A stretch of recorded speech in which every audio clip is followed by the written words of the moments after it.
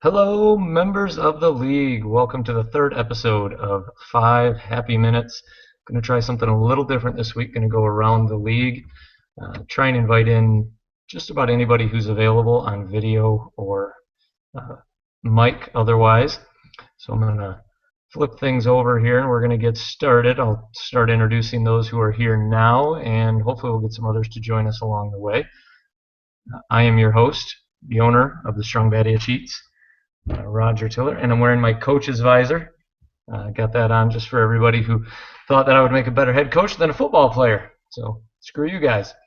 I'm going to go ahead and welcome in right now. We have two members of the league who are ready to join us. We have back from his debut on the first week, we have the commish, Mr. Mike Mostrom. And we'll flip back over here and let's see. There he is. Hello, sir. Hey, how's it going? Happy to be here again for round two.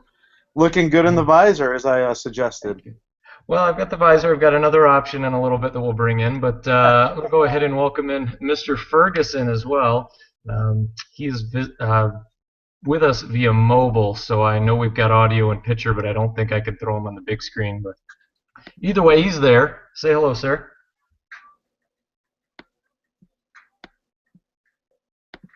He's a little camera shy.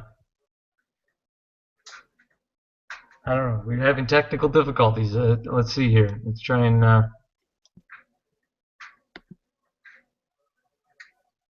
Do you have your? Did you turn your Did you turn your mic off?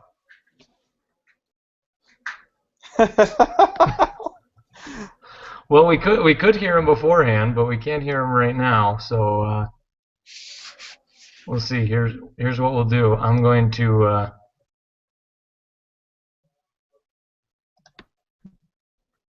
We're going to get rid of them, and we're just going to see if we can't get them back in a minute. But anyway, so we're not going to have a clock today, which may be a bad idea. But my thought was I had a few things that I wanted to touch on. I figure if those of who can't join us via video, if they want to join in via the Q&A, they can. But what I did is, well, I started looking at everything going on in the league. We finally had a big week in the league as far as trades go. First off, we have our first possible vetoed, or I guess it's technically not going to be vetoed from the sounds of it. It's going to be either a trade back, or who knows what's going to happen with Scott and Doug and their trade that they had done. But we had 3 trades happen since the last show. Lehman and Andy. Lehman getting in. He's got 2 trades already this year. Let's see. Oh, and Jason's trying to get my attention here. But we had 3 trades. We had Derek Lehman, Andy had their trade, basically moving draft pick number 5 over to Andy. Mike being involved in the next 2 trades with Eric and with Jason. So it would be nice if we could get Jason back in here, but he doesn't seem to be jumping in. Yeah, we'll try one more time, see if we can get Mr. Ferguson back in. Pull him up and invite, see if he takes that on. But something that I did is, speaking of useless stats and useless information, I was intrigued a few weeks ago, maybe almost a month ago now, when the NFL announced their regular season awards. They introduced, what do we have here? They introduced, comeback player of the year, most valuable player, offensive player of the year, rookie of the year. They even have something called the Bridgestone Performance Play of the Year. So when I heard that, it made me think, I wonder how the guys who won this award a year ago performed in the year following winning the award. Now, obviously, this isn't a good sample size. It's nothing you're going to base your fantasy moves on. But I made a list of all the guys who won the award for the 2013-14 season, and then I made a list of the guys who won it for the 2014-15 season here. And took a look at their stats, tried to see if there was a drop-off for any of the guys who won last year and then the following season.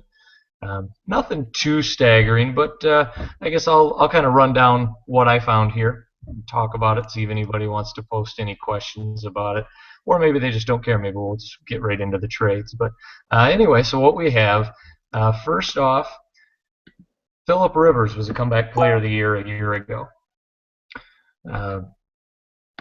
In that year, and this is layman. Layman has Philip Rivers. He played 16 games at a 69.5% completion rating with 32 touchdowns.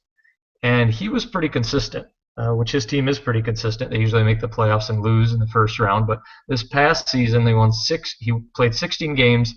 Percentage dropped off to 66.5, only 3 percentage points, and he had 31 touchdowns, which seems pretty good. There's not much of a drop off. He is a year older. I think he's 32 now. But the AP Comeback Player of the Year this year was Rob Gronkowski. He had 15 games, 1,124 yards, 12 touchdowns for Doug Mostrom. And just makes me wonder, is he going to be consistent? He has a tough time not getting hurt. It makes me wonder if he could stay consistent. But based on what Philip Rivers did, might bode pretty well for Mr. Doug. Let's see here. I'm still getting Ferguson.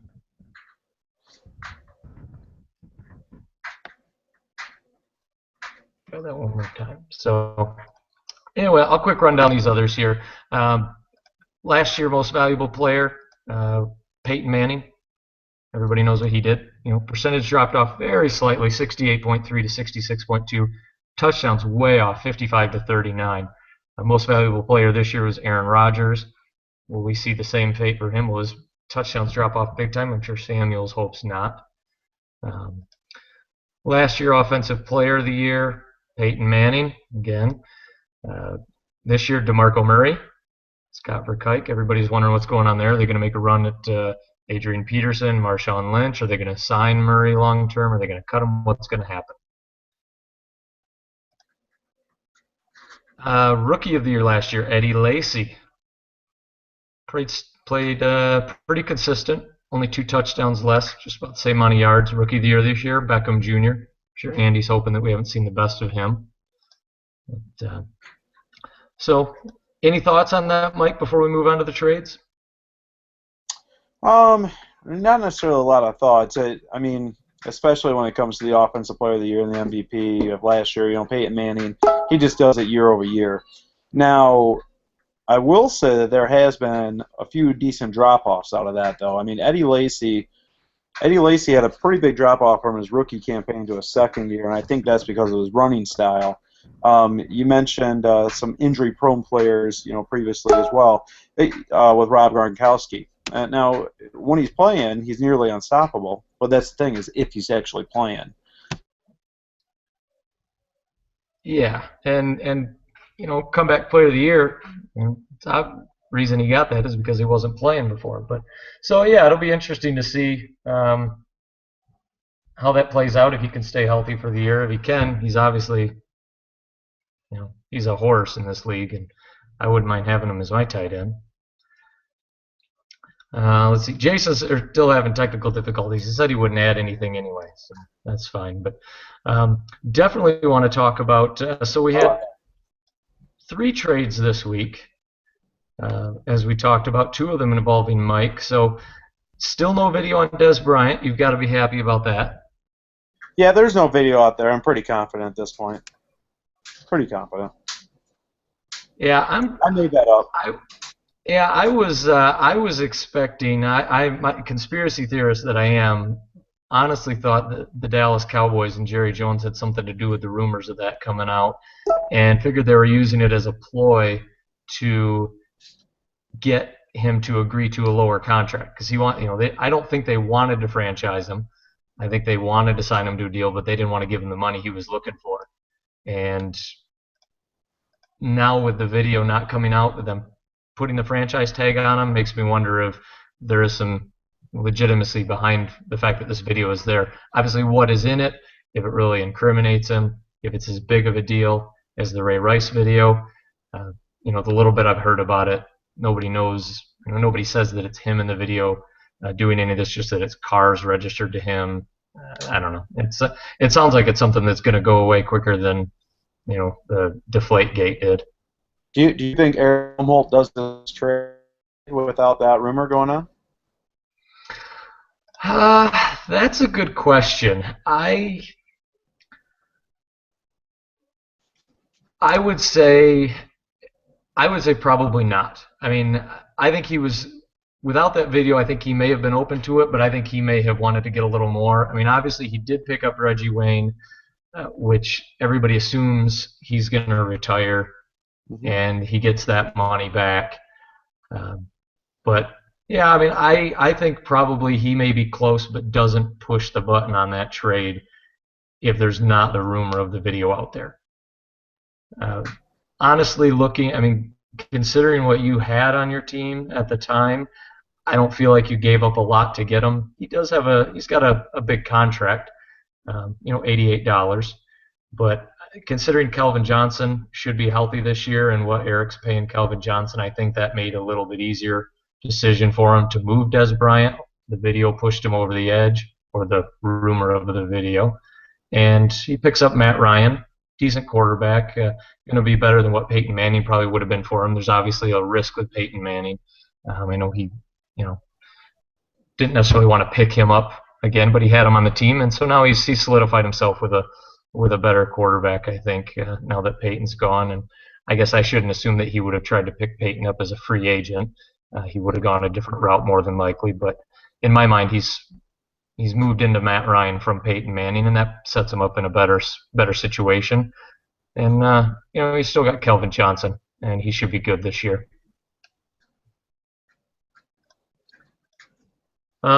Let's take a look. So, Mike, your other trade, Marshawn Lynch. Whew, that's a big contract. I know you got some money back, but 2 years at $127. You're obviously not worried about him retiring.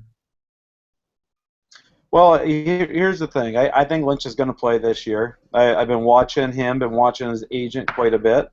His agent has actually said that he plans on playing this year, and there's a good chance he retires after this year, in which case I get the best of both worlds at that point. I get Jason that's covered, a decent amount of his salary to help me out with my salary cap. I get one great year out of him, which obviously at this point we all know I play year to year. And then the next year I have a ton of cap room, which there are a lot of free agents that start to happen that following year. Giving up A.J. Green, that hurt me. A.J. Green didn't do a ton for me last year, though, either. And the 11th draft pick was pretty expendable. And Jordan wants to make it some FaceTime. Daddy! What? All right, why don't you take a seat here? So, I mean, Jason and I, we went back and forth quite a bit. I needed some cap room. I needed a solid running back, and I was willing to give up A.J. Green because I knew I was going to go get Des Bryant out of the deal, too. So, for me, Bryant and Green are a wash, but I like Lynch a lot better than the combo of Bryant and Mason, especially because I have Russell Wilson backing up Bryant. Yeah, I can't argue with that. I know Jason was looking to move Lynch. I don't know if it was more so that he wanted to try and get something out of him. He did get the number 11 draft pick from you. He had been shopping Lynch around, which now would be a great time for him to be able to chime in, which unfortunately he can't. But I know he had offered him to me. Sounds like Newberta was looking in on him. They were too far apart. So he's definitely, I mean, he's a beast. Everybody knows that. His issues, if you want to call it that, with the media, none of that really translates onto the field. So that's all just off-season talk. It's something for the media to talk about, and I don't really think that's a big deal. The contract is the only thing that scares me. Playing year to year, I get that, but yeah, I mean those big contracts, and there's never a contract that I find you can't trade in this league. So on that, in that regard, it shouldn't worry. I mean, Julio Jones, look at that. I mean, he's on his, moved around, went from Newberta to Doug, back to Newberta. He's making $120. He's just a little bit less than Marshawn Lynch. Between those two contracts, obviously I'd go with Lynch over Julio Jones. So it's all relative when you talk about how expensive the contract is. Well, furthermore, too, now that I look at my running backs, I have a combination of Marshawn Lynch, Jamal Charles, Le'Veon Bell, and then Jeremy Hill as my fourth running back. So I'm set up very strong in that whole category. It's not a category I'm ever going to have to look at anytime soon, which helps me out. And Jason, he's got A.J. Green, so he picks up a wide receiver, 2 years on A.J. Green, number 11 draft pick. Gives up a little bit of money in the long run too. Not sure who he's looking at for that a number 11 spot. There's a lot of options out there. I've been keeping up with all the news after the combine. There's definitely a lot of good guys in the rookie draft coming up this summer that I'll be interested in. I've got 3 picks, so I'm definitely interested. I keep getting inquiries, no matter how many times I say it. If you want one of my draft picks, you're going to have to offer a lot because this is the last year that those draft picks are going to be worth that value. So I'm probably not going to give up those 3 picks, any of those 3 picks. Number 12, maybe number 6 for a really good deal, but I'm not out there looking for deals to move them. So if you're coming to me, just make sure you've got a good deal planned. Otherwise, don't bother. That's been my answer all along to everybody. So I did go to the Steve Spurrier, just in case you were wondering. We went away from the Gruden to the Spurrier, or the Gruden or the Sean Payton. But, due to technical difficulties and also, from Jason and technical difficulties from a few others, I'm missing a little bit of the league here. Was hoping to go around the league a little bit more, but maybe we'll be able to do that next week. So, haven't seen any Q&A come through. I know Eric's not watching live tonight. He'll probably be bored when he watches on demand later. But we'll keep it going next week. Hopefully, we'll get a little bit more involvement. We'll get a little bit more feedback. We get a few more people on the show. But thank you, Mr. Commish, for joining me again, and thank you everybody for watching live and watching on demand. But all right, well, we're going to go ahead and sign off. Thank you very much, Mike. Hey, thank you. Always fun. All righty. All right, well, everybody, thanks again, and hopefully we'll see more of you next week. All righty. And again, don't forget, fear the cheat. Huh.